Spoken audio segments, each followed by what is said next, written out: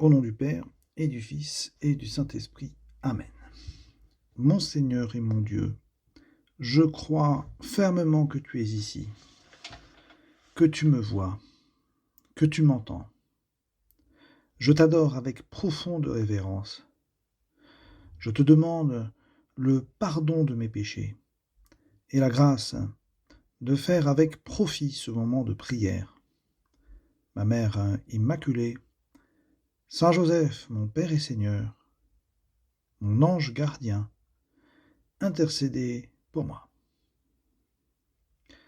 Vous savez comment un jour Jésus, voyant le temple de Jérusalem envahi par des commerçants, s'était mis en colère.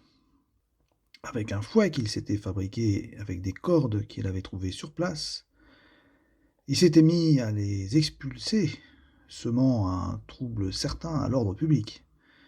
Et Jésus, expliquant son geste, se met à leur dire « Cessez de faire de la maison de mon Père une maison de commerce ».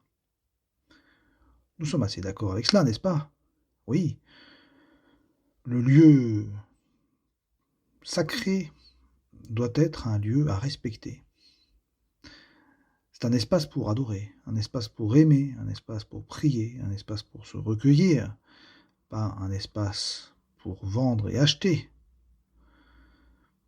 Eh bien, Saint Jean, qui rapporte cet épisode au début de son évangile, c'est au début de la vie publique, nous entendrons ce passage dans la messe d'aujourd'hui, Saint Jean ajoute que le Seigneur s'étant fait remarquer ainsi par les Juifs du Temple, entame une conversation avec eux, car il lui pose la question « Quel signe peux-tu nous donner pour agir ainsi ?»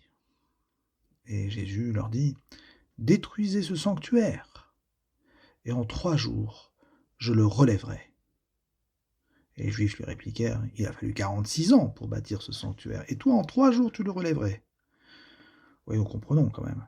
Il y a de quoi être surpris, parce que le temple de Jérusalem était connu dans l'Antiquité pour être une construction exceptionnelle, gigantesque. Et ne comprenait pas ce que Jésus voulait dire. Et c'est Saint Jean qui donne la clé de lecture, car Jésus parlait du sanctuaire de son corps. En quelque sorte, c'était une annonce voilée de sa mort et de sa résurrection. Oui, il identifiait ainsi le temple de Jérusalem, la maison de son Père, avec son propre corps, mort et ressuscité pour nous.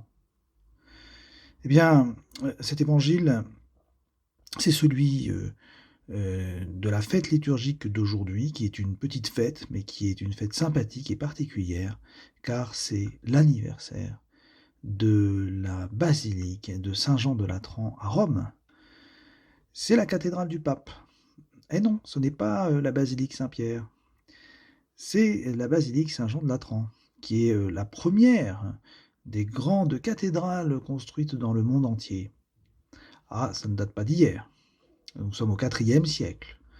Et les chrétiens sortent de 3 siècles de persécutions violentes, et ils en sortent grâce à l'empereur Constantin. Et pendant 3 siècles, il ne fut pas possible de construire des églises. Il fallait se cacher, célébrer la messe dans des maisons privées, pour ainsi échapper à la mort violente.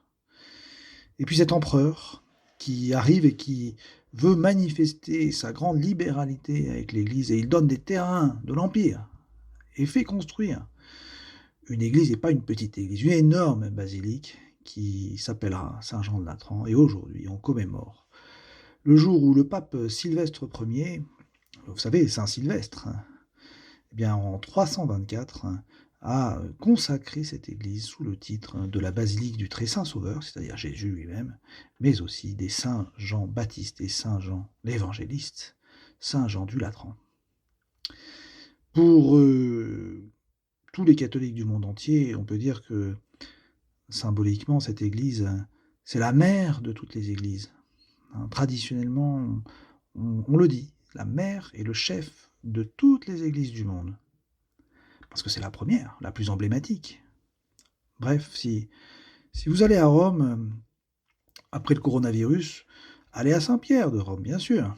Allez au Colisée, si vous voulez. Allez là où vous voulez. Mais pensez à aller vous recueillir aussi à Saint-Jean-de-Latran. Oui, entrez dans cette église. Et, eh bien, justement, à propos d'entrer dans une église, je vous pose la question. Est-ce que vous vous rendez souvent, dans les églises pour aller y prier, hein? Pensons à ces 3 victimes de l'attentat récent de Nice. 2 parmi les 3, l'un était sacristain, il était donc sur son lieu de travail, mais 2 parmi les 3 étaient venus de bon matin prier à l'église, tout simplement. Elle qui fut massacrée par ce terroriste. Et oui, aller prier à l'église est une très bonne habitude. J'allais dire, en général, il n'y a aucun risque. Mais ce serait dommage de n'aller à l'église que le dimanche pour la messe. Et d'ailleurs, pensons-y, dans toutes les églises du monde entier, nous sommes chez nous, les chrétiens. Nous sommes chez nous. Et on se rend compte que certaines de ces églises sont vides pendant la journée, pendant la semaine. Et quelle peine de laisser Jésus seul dans le tabernacle. Il nous attend. Il nous attend. Et ne pensez-vous pas que nous pourrions passer un peu plus de temps dans les églises? Pas forcément beaucoup de temps, le temps d'une visite au Saint-Sacrement, c'est-à-dire le temps d'aller prier devant Jésus dans le tabernacle. Revenons à l'évangile que j'ai commenté au début. Vous avez vu comment Jésus aime le temple de Jérusalem, puisqu'il expulse ce qui n'est pas conforme au culte, ces marchands du temple. Et puis il s'identifie avec ce temple. Détruisez ce sanctuaire, en 3 jours je le relèverai.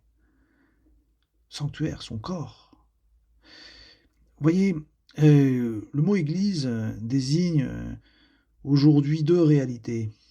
Des églises en pierre, celles de nos villes, de nos villages, et puis aussi l'église universelle, l'église du Christ, la communion de tous les catholiques sous un même pasteur, qui est le Christ, qui est la tête de l'église au ciel, et puis sous le même pasteur qui est le vicaire du Christ, le Saint-Père ici-bas.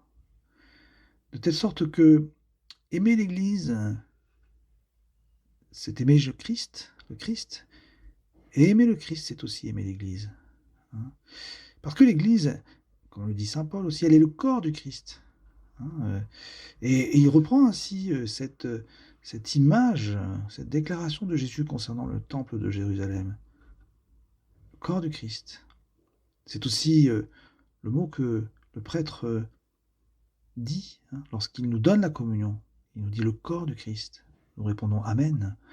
Vous voyez bien qu'il existe une relation étroite entre Jésus, l'Eucharistie et concrètement son corps eucharistique, et l'Église. L'Église, dit l'adage, l'Église vit de l'Eucharistie. L'Eucharistie fait l'Église. Il y a un lien réciproque très fort. Et donc nous pouvons dire à Jésus, dans ce moment de prière, désormais Jésus, tu ne seras jamais seul. En France, les églises restent ouvertes pendant le confinement. Il faut aller prier à l'église.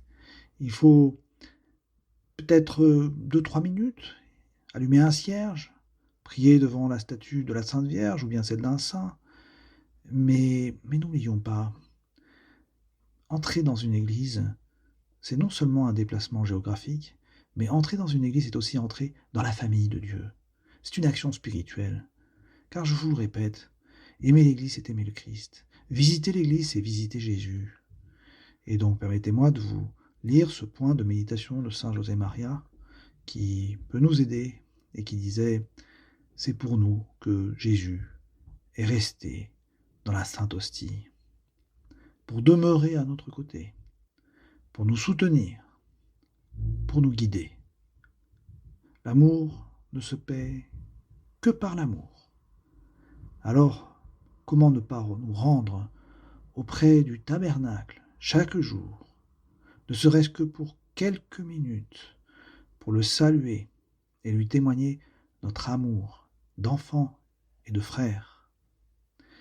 Je demande à la Sainte Vierge, demandons-lui à Notre-Dame, la générosité qui est finalement le moteur de notre amour, pour que nous sachions donner ce temps et cet amour à Jésus en allant à sa rencontre dans les églises.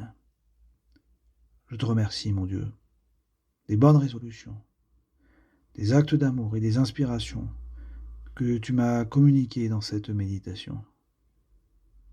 Je te demande de m'aider à les mettre en pratique. Ma Mère Immaculée, Saint Joseph, mon Père et Seigneur, mon ange gardien, intercédez pour moi.